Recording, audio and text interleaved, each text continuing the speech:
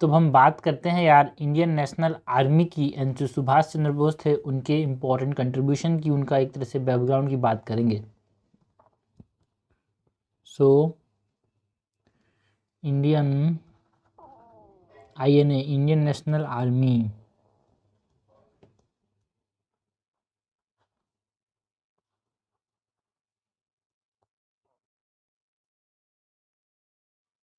And Subhash Chandra Bose.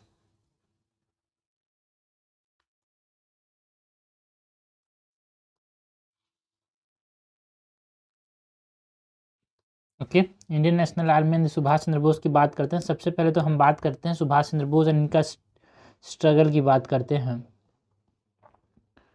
Subhash Chandra Bose and his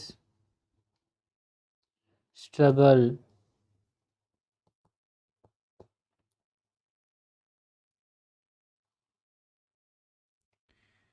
Subhash Chandra Bose ने यहाँ पे पहले तो इन्होंने ICS को क्वालिफाई कर लिया था। उन्होंने रिज़ाइन किया from the Imperial Civil Services in 1921 to join the freedom struggle.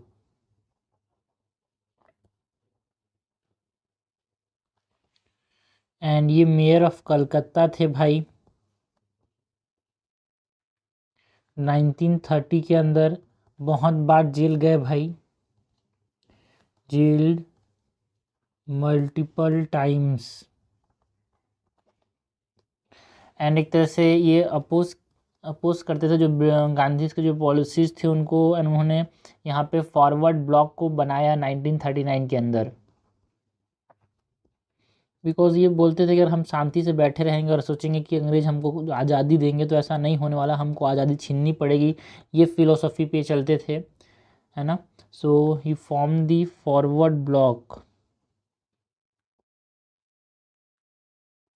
1939। And जो हाउस अरेस्ट कर लिया गया था इनको, तो उससे वो एस्केप कर लिए।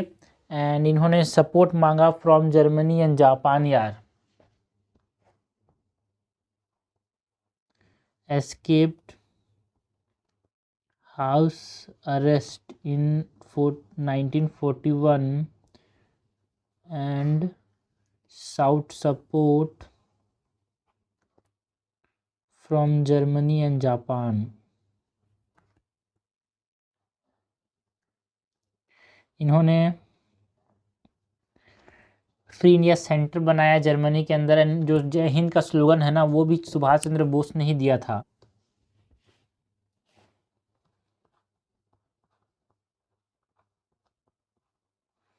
Established free India centre in Germany and gave the slogan जय हिंद।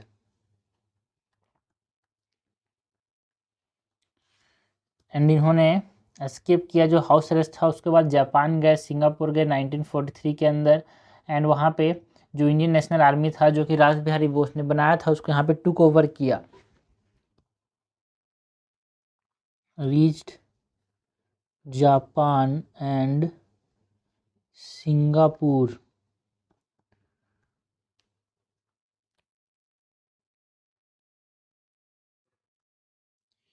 in 1943 and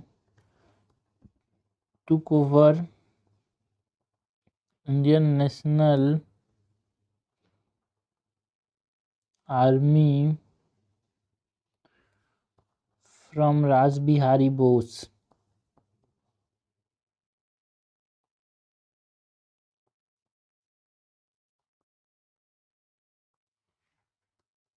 नाउ अगर हम बात करें INA की, जो इंडियन नेशनल आर्मी है, उसके फॉर्मेशन की बात करते हैं।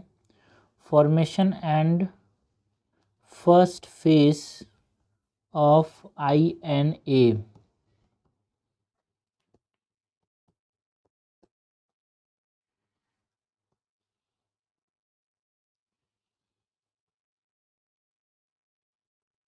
इसमें जो कॉन्सेप्ट दिया था ना भाई आईएनए, है ना, वो उसका कॉन्सेप्ट किसने दिया था? इंडियन नेशनल आर्मी का जो मोहन सिंह थे, जो इंडियन आर्मी ऑफिसर थे 1942 में, उन्होंने इसको इनिशिएट किया। इसके जो कॉन्सेप्ट है उसको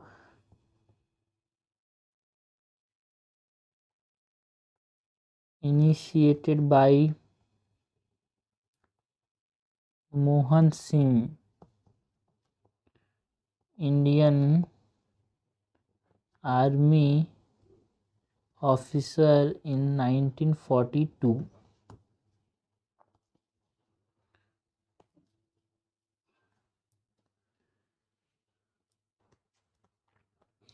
तो ये जो फर्स्ट फेज था, इसका कॉन्सेप्ट मोहन सिंह ने दिया था। एंड ये जो आर्मी है, इंडियन नेशनल आर्मी, ये किसके द्वारा बनाया गया था? इट इज़ फॉर्म बाय जो इंडियन प्रिजनर्स ऑफ वॉर थे, उनसे यहाँ पे ये बनाया गया था, जो कि कैप्चर्ड किया गया था किसके द्वारा? Japan, after the fall of Singapore.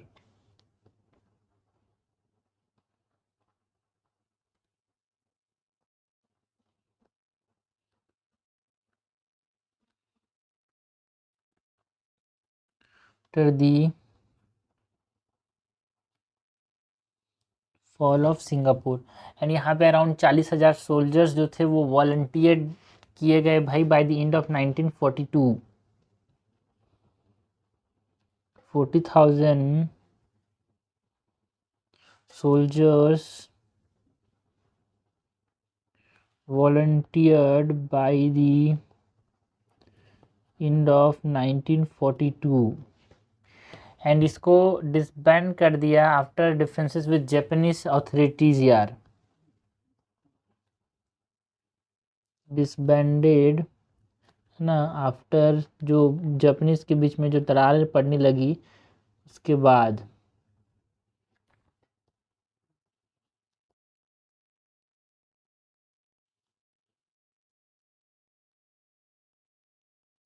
Okay, तो हमने बात की about the formation and first phase की। अगर हम बात करें जो सेकेंड फेज था, है ना, and INA under Subhash Chandra Bose की बात करें 1943 से 1945 तक की।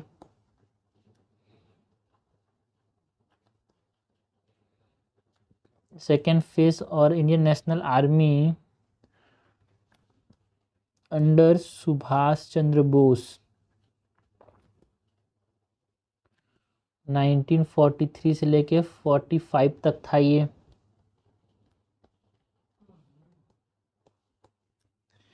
जो बोस ने चार्ज कब लिया भाई? जुलाई 1943 में सिंगापुर के अंदर चार्ज लिया। बोस टुक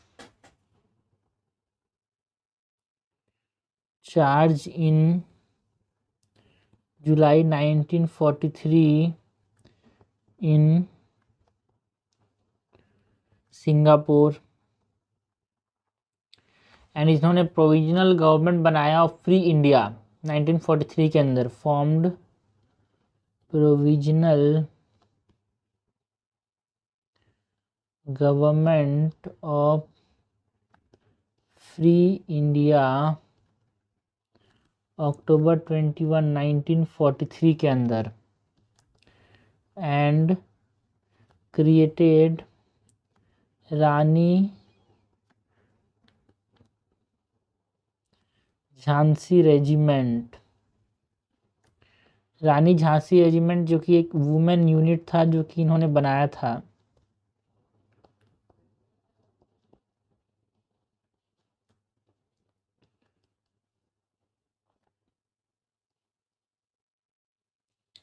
हेडक्वार्टर शिफ्ट किया गया भाई टू रंगून, जो कि जनवरी 1944 में शिफ्ट किया गया रंगून, जो कि कहाँ पे? म्यांमार के अंदर, बर्मा में। एंड चलो दिल्ली, ये स्लोगन इन्होंने दिया भाई, सुभाष चंद्र बोस ने। एंड इन्होंने मणिपुर के अंदर यहाँ पे आईएनए का फ्लैग को होस्ट किया, यहाँ पे मोइरांग के अंदर। आईएनए फ्लैग होस्टेड इन मोरांग मणिपुर। कब भाई? अप्रैल 14 1944 में। तो हमने बात की अबाउट द सेकेंड फेज, जिसको टुक ओवर किसने किया? बोस ने 1943 के अंदर, जुलाई में, सिंगापुर के अंदर।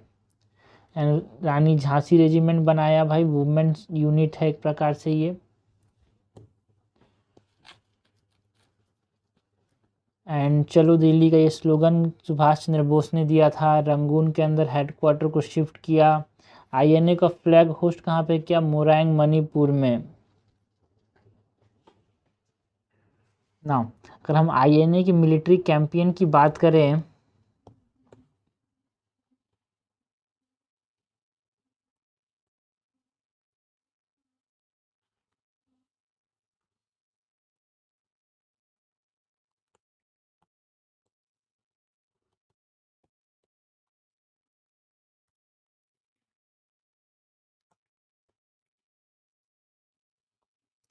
आईएनए के जो मिलिट्री कैंपेन है वहाँ पे हम बात करें तो जो आईएनए था, it marched into India. India के अंदर कहाँ से घुसा था भाई? Via Burma. एंड पार्टिसिपेट किसमें किए थे? इम्फाल कोहिमा बैटल के अंदर with the Japanese. Participated in the Imphal Kohima battle with the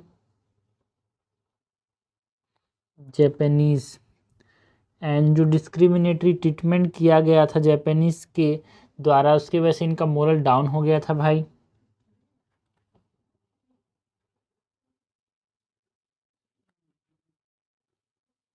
discriminated treatment by Japanese led to low morale। And जो जापान सरेंडर जो किया था 1945 में, इससे आईएनओ को भी सरेंडर करना पड़ गया भाई। Japan surrender in August 15 1945 forced INA to surrender. And एक तरह से बोस का जो मिस्टीरियस डेथ था, है ना, एक तरह से अभी तक भी मिस्ट्री सॉल्व नहीं हुई है। जापान ने सरेंडर किया 15 अगस्त को। एंड यहाँ पे 18 अगस्त को मिस्टीरियस डेथ बोस का यहाँ पे बोला गया कि एक प्लेन क्रैश में यहाँ पे ये इनकी डेथ हो गई। Bose mysterious death on August 18 1945 in an alleged air crash। Okay, तो इम्पोर्टेंट यहाँ पे क्या था? ये कोहिमा एंड इम्फाल बैटल में पार्टिसिपेट किया था आईएनए ने with the Japanese. Now legacy and impact की बात करें तो ये जो आईएनए था उसका क्या इम्पैक्ट रहा और इसने एक लेगेसी बनाई, उसकी बात करते हैं भाई।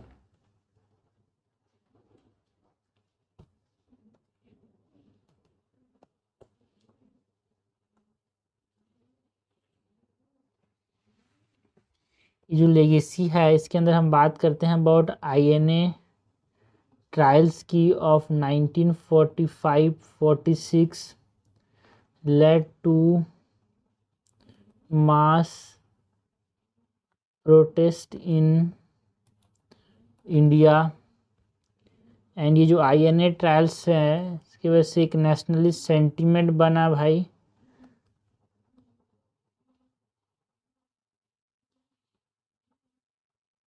Across India. एंड ब्रिटिश को ये समझ आ गया था कि अब हम यहाँ पे ज़्यादा दिन तक रूल नहीं कर पाएंगे। Realise that they can or they could no longer rely on, because अब इंडियन सोल्जर्स भी यहाँ पे अब सहायता नहीं करेंगे इनके यार, है ना, कंट्रीब्यूटिंग टू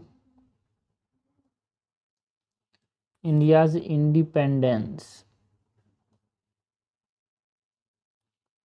इन 1947 के आईएनए ट्रायल्स की बात कर रहे थे भाई। सेंटिमेंट जो था अब इनके खिलाफ था, है ना, नेशनलिस्ट सेंटिमेंट, और इंडियन सोल्जर्स अब इनके लड़ने वाले नहीं थे भाई ट्रायल के बाद। तो ये हमने बात की अबाउट व्हाट, ये हमने बात की about the Indian National Army and Subhash Chandra Bose की, उनका स्ट्रगल फॉर्मेशन कैसे हुआ। आईएनए फर्स्ट फेज़ की बात की रास बिहारी बोस के अंदर, सेकंड फेज़ सुभाष चंद्र बोस के अंदर। हमने इसके मिलिट्री कैंपेन्स की बात की एंड लेगेसी एंड इम्पैक्ट की बात की भाई।